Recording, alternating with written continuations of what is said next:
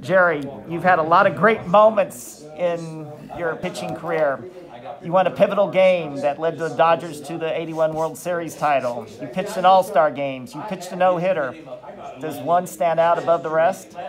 Winning Game 5 of the 1981 World Series, because as a kid, everybody always dreamed of playing in the World Series. It wasn't enough to dream of playing for the big leagues, playing in the big leagues, or playing for the Cardinals because they grew up in St. Louis. No, you have to go for the whole enchilada. And I did.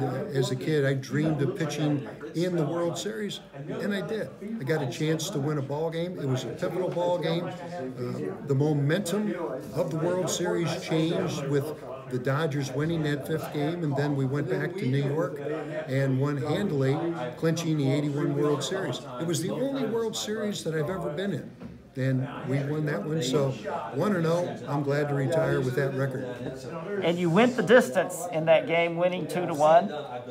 And that's not an opportunity many pitchers are getting these days. Are you glad that you pitched in an era when you could finish what you started? Well, it was one of those games when the day before, it was an afternoon game, and Lasorda went through the entire bullpen.